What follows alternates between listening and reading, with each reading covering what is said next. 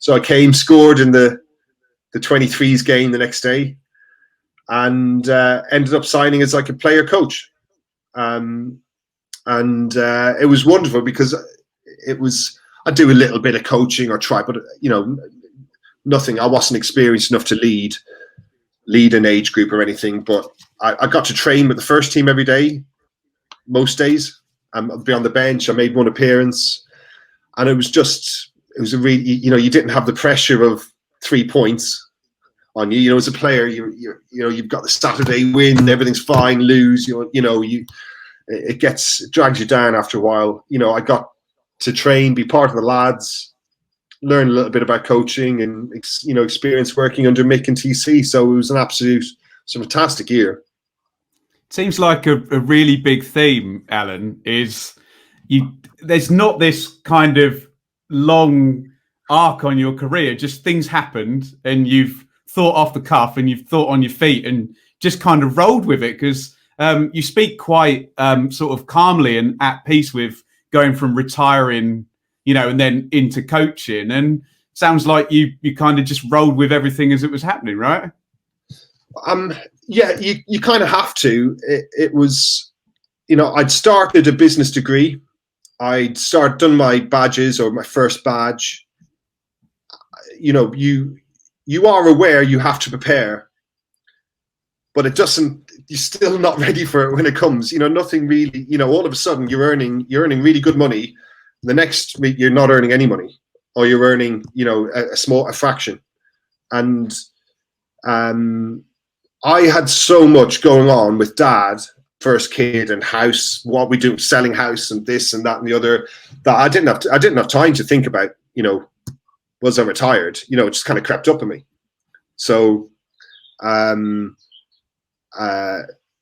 simply didn't have the time. And then when you start working as a coach, you very quickly, you can be 7 days a week, and you don't have time to reflect, really. Part of that role, because you were playing in the 21s regularly, weren't you? Was that kind of helping the lads around you, the young lads around you, while you were sort of playing in that team? Well, I'd like to certainly. As I got older, I was never one of these that if I wasn't playing, I'd be in a bad mood. When I wasn't playing, and Jordan Rhodes and another young centre forward was playing, I would be their biggest fans. Oh. I'd be up and down the touchline, and I don't. I've never been jealous of anyone in my life. I'm really lucky. I don't. It's not the way. It's just not how I am. It's not how I've been brought up. And I'd like to think I helped the kids, but I used to ask to play in those games because I love playing football, and I love playing football under no pressure. So a couple of games, Mick, I'd be losing my head because we weren't working hard enough. So then Mick would take me off, right, because I'd be running around, not doing myself any good. Mick said, "Listen, get off, Al. Just don't, just relax a bit." And but I'd like to think by example, I help, because if I turn up, if I was playing five-a-side, head tennis, anything, I'd turn up. I want to win that game. Now, obviously, there's no 3 points, but I wanted to show, ex-professional footballers are generally like that. They turn up and their mentality is, we're going to do this properly. And I'd like to think I helped others with that. Particularly it's hard to get that in 23s and youth team football. So hopefully I helped out a little bit. And then is it summer 2014? The career was over. It was the charity cycling thing that sort of did you in ultimately, wasn't it? Yeah, it's funny enough, I trained all that year. Mick said, "Listen, we're going to leave it next year just to coaching." And I think he saw the look on my face. And a couple of days later, he said, "Listen, Al, I think we'll just keep you registered. Why the hell not? We love having you around and training with the lads and all that. So we'll do the same." Anyway, and that pre-season, I was doing a 50-mile bike ride with Milts and a training. I'm going up the hill. My knee gets sore. and it swells up. And I'm playing a charity cricket game the next day. And I'll still play the game. I'm thinking, there's something different in my knee. It's not right. Anyway, I go in to see Matt Byard, the physio, goes for a scan. He goes, listen, Al, you're completely finished. There's no way back from this.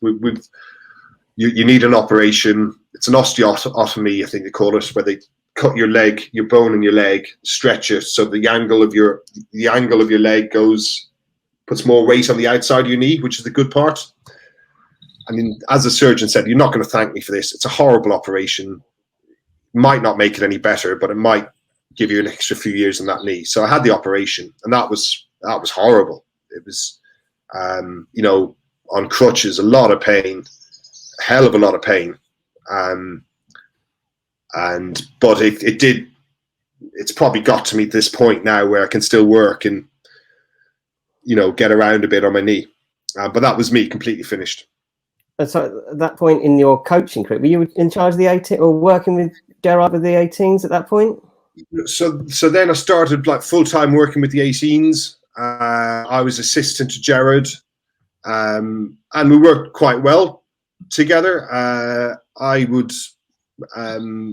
be in charge of discipline and all the jobs. Gerard didn't want to do that. I'd do the paperwork and all the logging. There's so much paperwork involved now. And I'd do the kind of one-on-one stuff. I'd always like trying to play head tennis with the boys afterwards, do the heading, do the crossing, do the basics before or after training. So I quite enjoyed that stuff. I didn't really want to be involved in picking the team or whatever. If there was, I felt I'd really, my strong point, if the lads needed digging out, I'm very happy to dig them out and be straight, and I wouldn't care who was. Alan, we got a lot of questions, and I've got to say this politely to our young players. Get a lot of questions on the podcast because young players haven't necessarily come through and succeeded to the level of perhaps hype that the fans give them. And we were sort of getting a lot of questions at the end of last season. Are our young players not as good as we think we are, or have they not been put in first team situations in a position to succeed? Now, I appreciate you've worked with these guys and you're not going to throw them under the bus. Can you understand fans asking that question, and are they barking up the wrong tree? Well, there's a lot going on there, and there's no easy way to answer that. One, there is talent. There is talent in this area, in this academy. One thing is, I'm not sure you can judge any player with kind of what's happened over the last 3 years. I don't know if we can get to the bottom of anyone, from what I've seen with the style of play and what's been going on. If I was a player, I wouldn't like to be judged and someone say, right, you're good or you're bad. But there's other issues. There's, yes, young players. What you don't need around good young players is hype. Shock horror.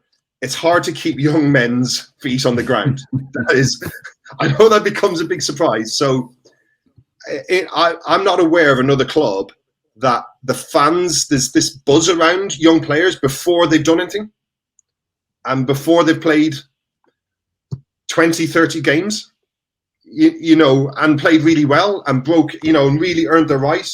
So that doesn't make it easy. The amount of players that,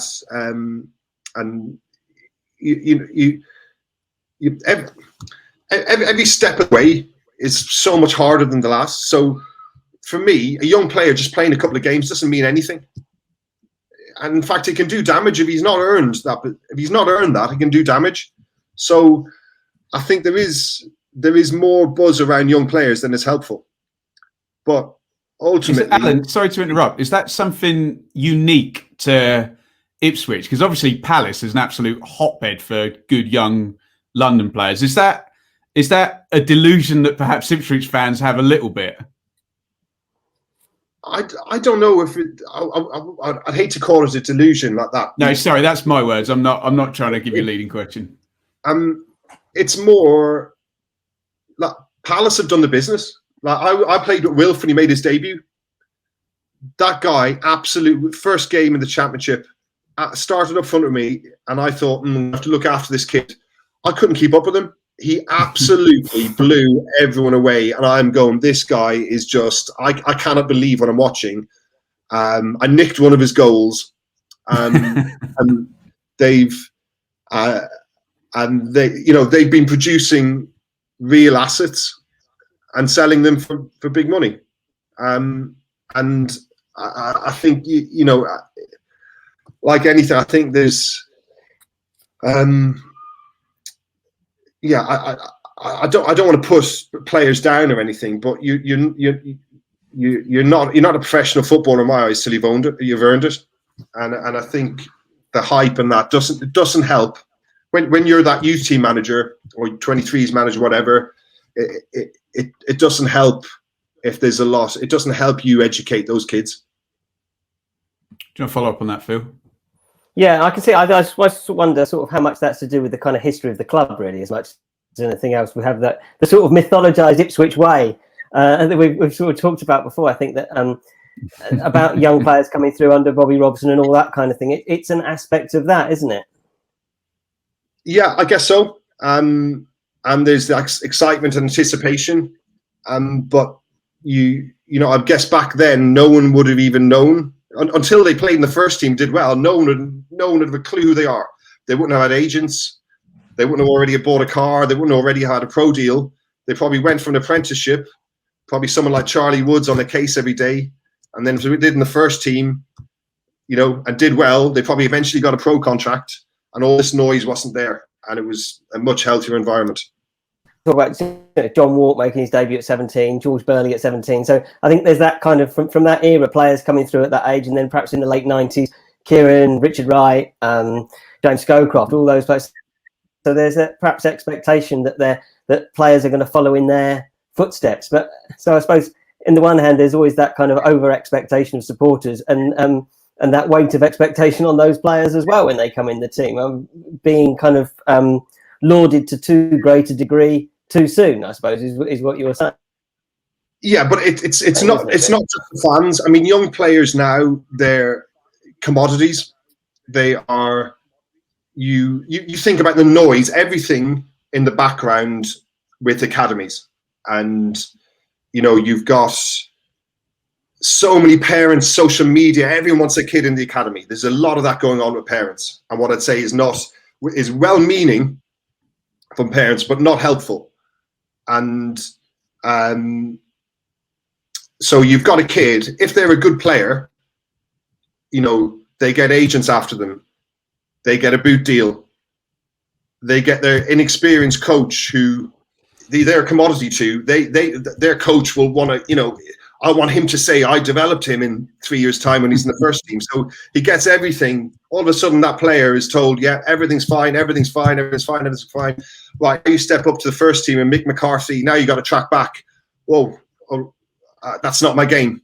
And, that's what I found was, there's so much noise. There's so many hurdles that actually you're better off being a B player where people are, not that interested in you, and you got to fight and scrap. But certainly, if how do you motivate a young player, keep him grounded when you've got all this going on, and parents who have agents telling them, oh, the kid should be playing, he should have this, that, and the other, he should be in the first team. It's a murky world, let me tell you. And you mentioned Mick, and you were sort of still at the club, weren't you, when Mick was kind of, when the relationship between fans and Mick deteriorated, and then Mick ultimately went.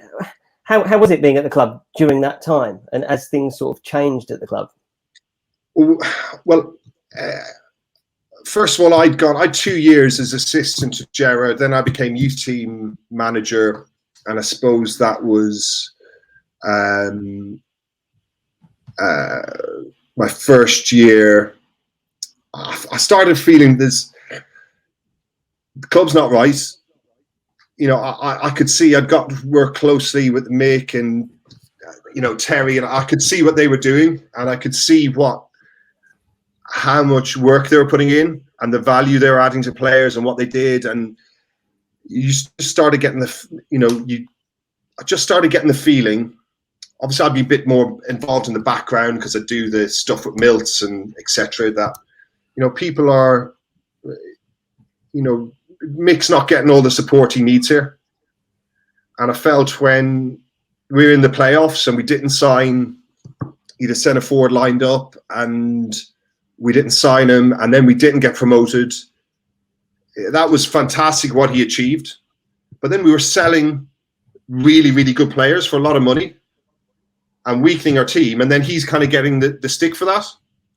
And, I stopped. I remember in his last season, they got beaten by Charlton in pre-season friendly. 6-1. 6-1. Obviously, that was not good. It was quite low. Everyone was on the post-match interview. They won the next 5 games and were top of the league. And I remember bumping into Ian Milne at a game, and we were top of the league. We won the first 5 games. It was astonishing. It wasn't going to last. But I remember saying to Ian Milne, going, start's great. Isn't it? He goes, yeah. I said, I'm so happy for Mick. And he looked and goes, like that. And I'm going, you're not happy. I said that.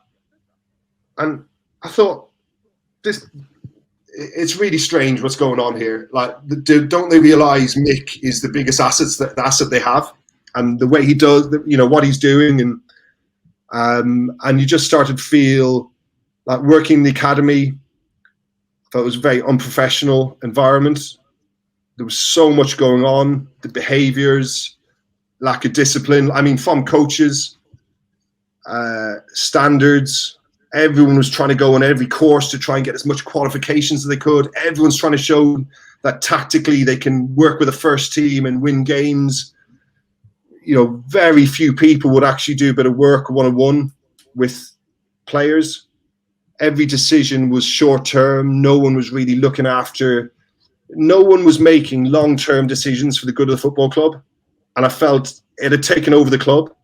And whatever I could see, there was no support there. I started hating working there, and I could see in Mick the stress, and that's the stress built because he didn't deserve the treatment he was getting, and he wasn't getting support from the club.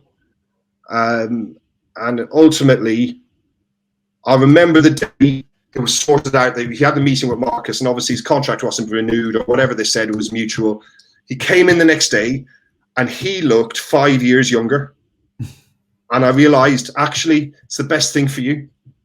He just had this weight off his shoulders. He was carrying everything. But it was a mad time to work at the club.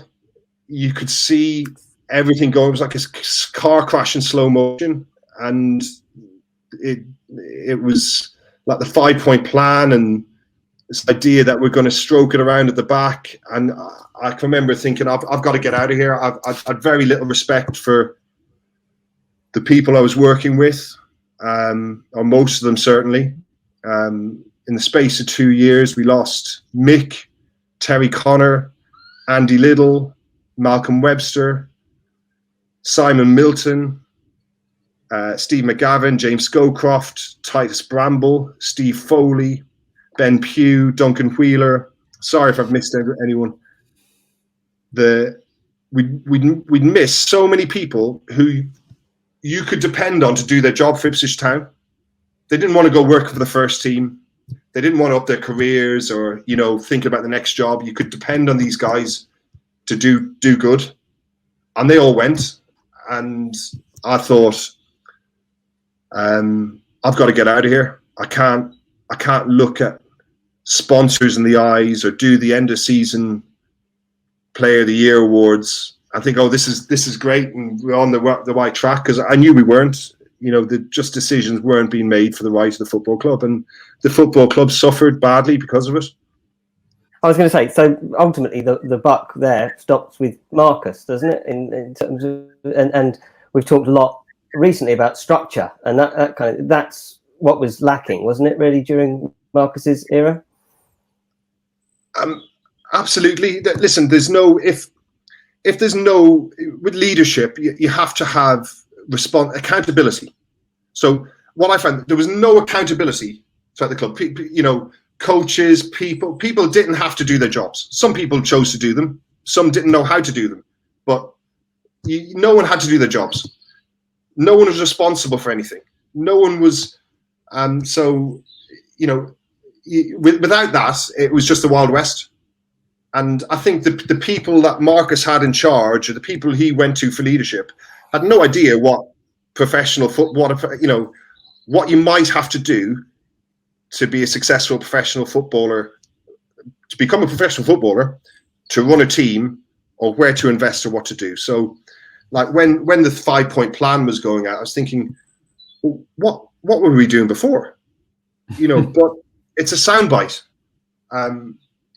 I remember when we're saying, right, we're going to stroke it around the back, and everyone had this plan, and I'm thinking, I remember straight to Brian Clew, Brian, we will get relegated.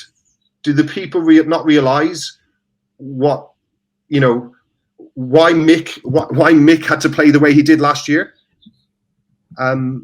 So it was insane, because we were saying we were going to all stroke it around at the back. I remember they were looking for a manager. I remember phoning Dave Bowman saying, what about this manager? What about this? You know, if we've got someone experienced, he goes, an old manager of mine phoned me up and said, Alan, can you get my CV in? And I phoned Dave Bowman, and Dave Bowman said they won't even consider him. I said, but he's had 2 promotions to the Premier League. And he goes, yeah, I know, but they want someone young, fresh. And I'm going, but, you know, you had this mad situation where you got the impression, right, the job was going to be given to somebody who was inexperienced enough to say, yes, I can work under those budget constraints and play it out from the back. And you could see it coming. But again, no one was really responsible. No one knew who would come up with the plan. And, you know, I certainly know that anyone who was experienced and honest at that football club was not consulted. So anyone qualified to put a plan together was not consulted. So this is kind of the blind leading the blind to some degree in the fact that Marcus was putting these plans together without being the person with the kind of experience and the knowledge of the game. Yeah, I mean, there might be good plans for Man City. You know, they might sound good. And everyone says, oh, well, if you play the same formation throughout the club, that'll help. Anyone who suggests that just hasn't worked in youth development at our level. That is about so far from the truth. You know, you simply don't know what you're talking about if you think that's a helpful perspective, knowing the challenges you have with youth. And, you know, it's just nonsense. But I remember seeing, you know, at that stage, I've got to get out of here. And I'd accepted the role with Culford. But I was still in, the club had said, Ian Mill and Leo Neal said, listen, we don't want you to leave and want to keep some involvement. And I made the mistake saying, okay, we'll badge it an Ipswich Town initiative at Culford. So about 2 weeks in, I thought my contract still hadn't been sorted out. It was being messed around, wasn't getting any help. And I walked into the headmaster. I could see everything still going on at the club. Everyone thought they were going to get promoted that year, by the way, you know, before the season had started. And I went to see the headmaster and I said, listen, I'm walking in tomorrow and handing my notice in Ipswich Town. I want nothing to do with it anymore. You can either take me on or not. He said, no, we want you. We don't want Ipswich Town. So I walked into Lee the next day, handed my notice, and Lee, I'm gone. Here's my notice. Oh, no, we've got your contract sorted out. I said, no, it's not about that. I couldn't give a shit. I'm gone. I don't want a fuss made. I don't want to talk about what I've seen, what I've experienced here. I'm just gone, and see you later. I'll work my notice out. I won't say anything to the kids. So I worked with the under 15s for a month, worked my notice out. Bumped into Paul Hurst, who I'd played with. And the first thing I said was, Hurst, are you going to be stroking it around at the back? And he gives me the most unconvincing answer ever. He kind of goes, well, you know, it's like pre-season. We've got to do a bit of that. But once the season starts, and I thought, God, you don't know what you've walked into here. Was he completely a dead man walking from day one then, from your perspective? Yeah, I think so. Listen, it would be unfair. Hirsty's like, I know there's, I think being a manager changes people, and they're under so much pressure, and I've seen it where they change. But I know Hirsty's a good guy, basically. I don't know. I suppose he got that job by saying, I'm guessing that by saying, yes, we can put this together, play good football, use the youth. Yes, sell our best players. We've got other targets, and they'll work.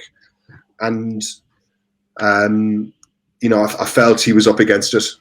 I think he'll probably admit he made some mistakes. He made some other mistakes. But I thought you're not going to achieve that with that set of players. Like, bearing in mind, we released David McGoldrick for free. We sold Webster. Well, let's just pause on that. We let David McGoldrick go on a free. We sold Webster, but at the same time, we're saying we're going to start, playing out from the back. It just made no sense. No sense. I mean, actually, you talk about the lack of structure. It's difficult to kind of put a finger on who actually released David McGoldrick, isn't it? Because Mick had gone by that time, Paul Hurst hadn't come in by that time, and someone made a decision on it. Yeah, and that's what I say. No responsibility, no one accountable for anything. No one was there, kind of with experience, going, right, what's a 5-year? What there's decisions the manager have to make, and Mick would have to. Mick's got his aim. What that club needed was to get to the Premier League. We understood that. It didn't need a philosophy. It didn't need this, didn't need that. It needs to get to the Premier League so we can have proper investments. And for Marcus to make money back, and fair play to him. I feel sorry for him, because I'm sure he's sunk a lot of money and nothing to show for it now.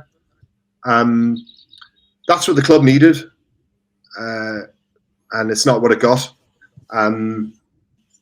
But yeah, there was no one there with experience making club, long-term decisions for the good of the club. Just didn't happen. I can see you're getting amped up and sort of quite passionate about it, Alan. What's the overriding feeling about it? Because it looks like you just want to bash your head against the wall when you're talking about it. Yeah, I do. Well, there's quite a few of us who, we thought, at the time when this is all going on, we were all like, what is, how can this be happening? I cared passionately about doing my job. I didn't want to work in the first team. I worked 7 days a week. I did all the individual stuff that no one would help me with the kids, day in, day out. And I did a good job. At the end of my first year, Flynn Downs was ignored by the 23s, went straight in the first team, did well. End of my second year, Jack Lancaster went straight in the first team, did well. And when I left, the disappointing thing was I left Ipswich Town. No one said thank you. No one said well done. No one had the decency to say good luck. I know Rosie Richardson phoned me up like about a month after I mentioned, even realised I'd left, and said, Alan, thank you so much. And, respect for Rosie. But I felt that I was a problem because I was pointing out, actually, the standards aren't right. This isn't right. This isn't right. Along with other people. But a lot of other people left, as I did. Right, I've had enough. We can go on, we can do better things. But the problem was we were usually replaced by someone's golf partner or someone's relative, or someone lacking the experience, and say la vie. But Can I pick up quickly, Phil, sorry, on a couple of those players you just talked about? Because obviously you are rightly proud of Flynn Downs coming. I remember seeing his debut against Birmingham, wasn't it? And he was excellent. And Lancaster as well came into a languishing team and played with some swagger. What's the next move for them? Because you've already spoken about young players being not put into good circumstances, and now Phil will come on to the takeover in a second. Can you speak on those players, Dizel as well, possibly? I don't want to point out individuals. I didn't work with Andre. You know, Andre went straight. It was always Andre's an England player. Had to be with the 23s. Had to be with the expert coaches. I worked a lot with Flynn. Didn't need a lot of work. Just needed arm rounders. I managed a bit more. I could say I managed not to mess him up. And I did everything I could to support him. And afterwards, Terry and Mick said, "Listen, he's got the right habits. Well done." Jack Lancaster was different. When he came into the youth team, no one wanted anything to do with him. He was seen as like, you know, someone who was a problem, who was a good player when he's 12, 13, but now everyone would wash their hands of him. And you know, did a lot with Jack. Gave him a lot of bollockings. Gave him a lot of well dones. I never gave him unanswered talent. You can't give anyone talent. But the boy has loads of talent, but he's a good kid, well brought up, and he came around and he did well. But he needs to now, and I speak to him, he said he needs to get himself fit. That is the only thing he's had. You know, he's had bad injuries. You know, forget about what happens 3 years down the line, or what he needs to get himself fit and make sure he doesn't get injured again.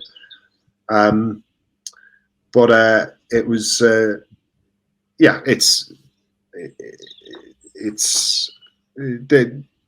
I was proud of helping out, even if it's a little bit. And people like Tristan as well. Tristan's obviously been released this summer after a very difficult couple of years. You must feel for him. Yeah, really good kid, really good work ethic. Has he released? Yeah. Okay, I didn't think he had, to be honest, but oh, sorry to hear that. Again, listen, you can't quantify.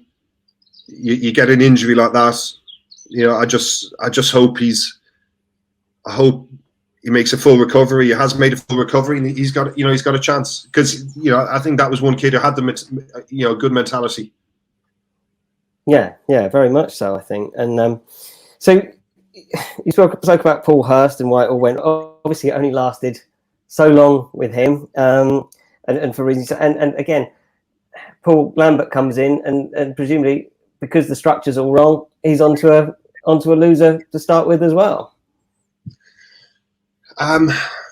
Yeah, well, I mean, I remember Paul Lambert. I'd handed my notice in. I got to meet him once, and he did look me in the eye and gave me a shake of hand like that. And I thought, not sure about you. And then I think that was a mad period for the club, because I remember watching games and the team wasn't doing the basics. I'll never forget. They were playing Brentford away, and it was probably the last chance to win a game and stay up that year. They'd have a dreadful run, but you needed to win that game. They're 2-1. They're 2-1 down, or they're either goal or 2 down. And Brentford have a goal kick, and they'd all back off. And I'm thinking, I've never seen that. You've got to win the game. You might as well go down fighting. I just thought there was, you know, you'd watch so many things happening. You go, I can't work out what's going on. But the fans were, you know, buzzing with it. And I could never work that out. So I think, yeah, things certainly weren't right, but I didn't think it could go as badly wrong as it did. You know, finishing last in that manner. I think what people need to do was, right, we've got our first team, do what Mick and Terry did, and we've got our bubble, we've got our influence, we've got our way of doing it. Now we've got to try and rescue the situation. But I also always got the impression that, again, probably Paul Lambert got the job by saying, yes, I'll play 4-3-3. We'll always play it out from the back, and we'll be good enough to coach the players. And that's the impression I got. I could be wrong. Probably unfair of me to comment on that. But I think it was, I think when he was speaking and all that, and I think back to the people we've had represent the club as managers, I don't think he fitted the bill. No, I don't think so. Him having banned me.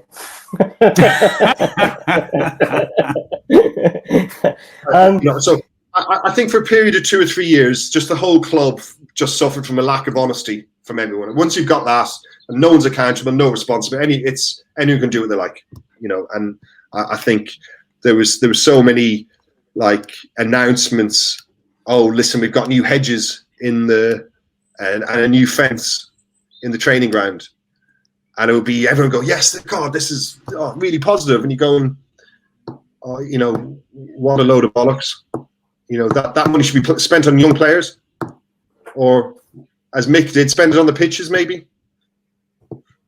So, I think the club suffered from that for 2 or 3 years. But it's a fresh start. Do you know what I mean? And at the moment they've got Paul Cook, Gary Roberts. You won't get people more honest than them. But the whole club should scrap it should, everything should be based on honesty. They'll get back to where they should be. And Paul Cook's your man for that, let me tell you. Well, he's obviously, you talk about him being a kind of very honest figure, and we found that impressive. I think probably he would say he's been too honest in some of the things he said about the players towards the end of the season, too hard on his sleeve, perhaps. But also the structure, again, this kind of accountability that you talked about not being there in the last few years, that's definitely going to be there with the new management, the new ownership, isn't it? Yeah, you'd think so. I guess it's if it's pension fund money, someone will be accountable. And that's exactly what the club needs. And I think that's it's like, so I'm training to be a financial advisor at the moment. If I do well for my clients, they'll come back and they'll recommend me to other people. If I mess them around, I won't do very well. If I do anything illegal, I'll be arrested or struck off. I'm fine with that, and football clubs should be run like that. There should be accountability. When you cross the white line, there's accountability. Ex-footballers tend to be good at that. And that's what the club has been lacking. And if it has it now, you'll see,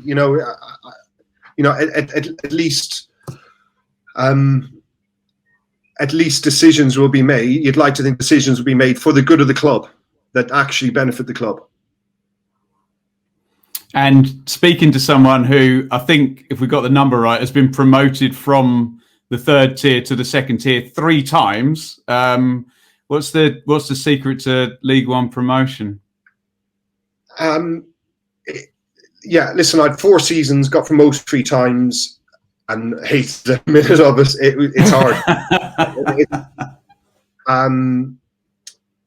What I'd say is, again, forget about philosophy, playing out from the back. You've got to win games.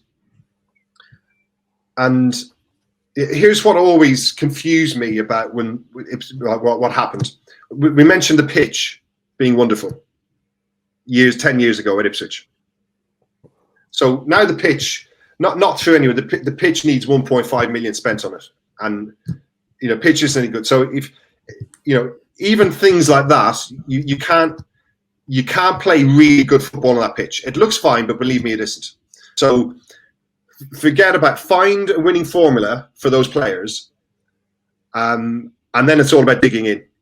And you've got to dig in, and it feels like you've games. You don't have games every Saturday, Tuesday, but it certainly feels like it is. You usually get less international rests. Your pre-season is critical. You've got to get this notion out that players can't play Saturday, Tuesday. You have to play Saturday, Tuesday. It's been done before, believe me. It'll be done again. But most of all, you need a really honest staff, backroom, and players themselves. And the responsibility needs to be shifted from, oh, right, we've got the tactics today and all this, and we're going to do this. We're going to be so good at the ball. So actually the players, when they cross the line, are going to work out what needs to happen and dig deep to win every game, to try and win every game. I'd love to see them do it. Having played with Cookie and Robbo and Franny, you know, I really want them to succeed. So, of course, you played with Paul Cook at Burnley. I was just trying to think you say that. Yeah, my brain was doing that as well. Yeah. So, what was he like as a teammate in the dressing room then? Plead the fifth. he's exactly the same he was. You know, life and soul, loud.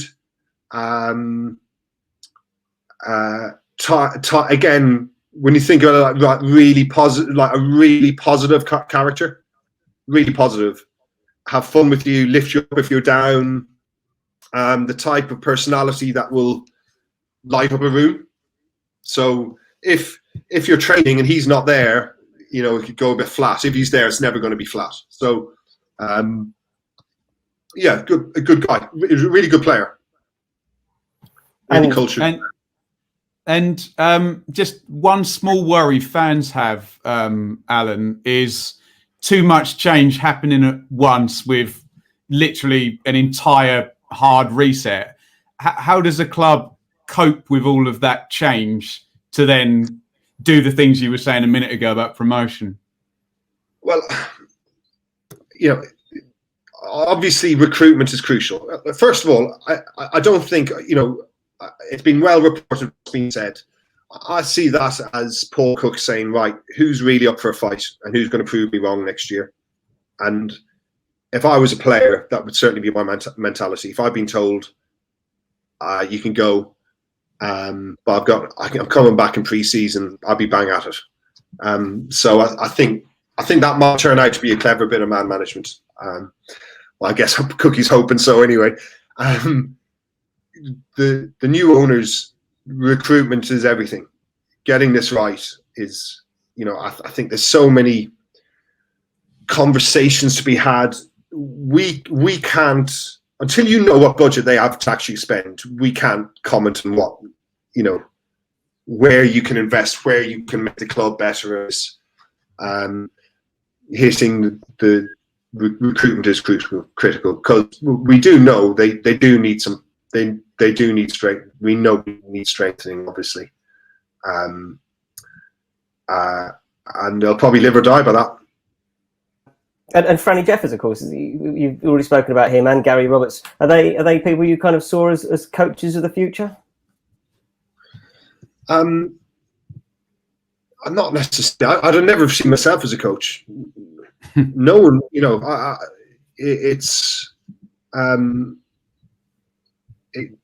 I suppose, yeah. Cookie, how good he is with people. Robbo, I think that's the important bit of any coaching, managing. It's like, can you deal with people? Can you recognise what different people need? So they're three Scousers. They're great with people. Do you know what I mean? So yeah, I couldn't. I wouldn't have ruled it out for any of them. Maybe Robbo, if I'm honest, but. I love Gary. I still miss Gary Roberts because having him as a teammate was just so much fun. So I love him to bits. I was going to talk to you about Bury Town and sort of how you ended up at Bury Town and what your role is now. When I was at Culford, Russell and Ben Chenery got in touch with me and just said, "Listen, Al, we've heard you left Ipswich. Can you just come down and get involved?" And I thought, yeah, why, you know, right, I'll come down, and then got myself entwined into. Listen, I'm a director of Bury Town. I don't like a fancy title. I work for free, volunteer my time, along with numerous others who give more time than me as well, and we just try and do what's good for the club. And I work. Sometimes I take a girls under 15s team. Sometimes I coached under 14s, under 15s, under 16s. I've taken the first team when Ben's been ill. I've gone on, you know, I've taken the first team with the assistant manager, and I just try and lend a hand. And it's going really well. We've done so much of the club together. We've spent about £150,000 on new facilities. We've got Ipswich Town coming for a friendly in July. We've built a new stand, new perimeter fencing. Our teams are growing. And we just want to create something there for the community can be proud of. And I think we're achieving that. We've got starting September, we've got our Berrytown Academy, which is a free education program for boys and girls between 16 and 18. And it's delivered by West Suffolk. It's being hosted by Culford. And it's got the Berrytown badge. But you know what? It's for everyone in West Suffolk and Suffolk. If your kid's playing for us in that scheme, we've already spoken to all the clubs. We'll be sending them back to play for the youth teams at the clubs as well. And we just want to do some good. So I've been really proud of that in particularly. I work very closely in everything I do now with Ben Chenery, who's just a wonderful guy. And Ben will be delivering and coaching that program. And there's nothing like it out there. So to have those three institutions come together and no one ask for money, everyone just say, right, what's good for the area? Yes, we'll do this. The headmaster saying, yes, we'll do this. We'll support that. We don't want any money from it. It's wonderful. So really proud of Culford, who I'm staying with, Berrytown, West Suffolk College. But there's other people in the club, Russell Ward, Chris Ward, his son, other volunteers, Stephen Gerald, Jason Day, who work tirelessly for that club, and it's so heartwarming coming from the culture I saw at Ipswich Town to hear. It's blown my mind away. So I think sometimes it's easy for an ex-footballer to get some of the headlines, but it's just honestly not like that. There's so many people mucking in with so many things, and with our fans, we sold out 450 every game last year. It was wonderful. So I'm very proud to be involved. I started work as a financial advisor, as I slipped in earlier. I'm already advising on mortgages and life insurance. So I'll be checking your status after this, you two. So anyone can get in touch. I've got another couple of years of study to do before I can advise on investments. Maybe not a couple of years. But I'm studying personal tax at the moment, and it is challenging, but I enjoy the challenge, and I'm really positive. I've got loads to do, loads on. So I love living in Suffolk. I had an opportunity for a first team job up north, and I just couldn't do it. It was around the time I was leaving the academy, and I thought, I can't leave here. I've got a 5-year-old and 8-year-old. We've got horses, dogs. We're in the middle of nowhere. I can't chase that right now. So I'm going to continue work at Berrytown, Culford, and financial advice. Well, the Berrytown side of things sounds very similar to how you were talking about Salt Hill, Devon. Listen, don't get me wrong, it has its challenges. You have like any football club, I think you can have your philosophies or whatever, or you can have people making good decisions over educated decisions. And I think if you get enough of them over a spell of time and people prepared to see long term, and everyone at Berry's prepared to do that and is doing it.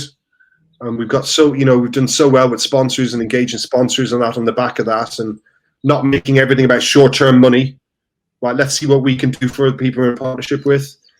I don't want to do this forever. I'd like to be a fan forever, but I want to walk away having left it in just slightly better place, maybe a little bit more sustainable. And then, I don't really care if we're promoted or not. So far down my list of priorities. We just want to get good kids through, send them on, and entertain our fans, and job done. And in fact, you've actually sent a player to Ipswich, haven't you? Ross Crane joined Town last summer. Yes, and I did do negotiations. I let him go for free. I said, I'm not going to, I knew I wasn't going to argue with Marcus and maybe get $3,000, and I didn't want to stand in the way. I said, listen, just have him for free. If he plays a certain amount of games, we'll get a payment. We get a couple of pre-season friendlies, one in July. I'm happy with that. No, and again, there's no one. I explained my reasons to the board. They were happy. Yeah, fine. You don't want to. I've seen it happen, and at local clubs where they want $15,000, and then the kids, well, we're not going to pay that for them, and then it's gone, and that's just not what we're about. Yeah, a community club. Yeah. That's exactly what you should be. I think we're there, aren't we? Alan, thank you. Oh, God, we've covered some grounds. Alan, thank you for being so generous with your time. I've just been thinking of how to sum up. I think fans are going to go from smiling to wanting to hide behind the sofa at some of the revelations. But I think we might have kind of guessed that. But it's very, what's the word? Bracing to hear some of the things that we, and the kind of situation that we thought might go on. So thank you very much for being so generous with your time. And so go ahead. Yeah, no, I just point on that. I don't listen. I think Ipswich Town fans should be really excited. I'm really positive. I'm really positive about their manager and what will happen next year. I just felt it's been playing on my mind quite a bit. I felt I want to say my piece honestly about how I felt, what my experience of that club. I don't want to dig people out. I think it's been exposed for what it was, as without me. But I'd encourage the fans, go out, buy your season tickets. I don't know the owners, I don't know the people involved on that side. But I do know Paul Cook and Gary Roberts and Franny, and they're good guys. So enjoy the season, and come down to Berry Town if. Thanks for watching or listening to the Blue Monday podcast. And thanks to those of you who have kindly supported the channel via Acast or YouTube donations. You can follow us at the usual places on social media, and don't forget to subscribe so that you get our new shows first.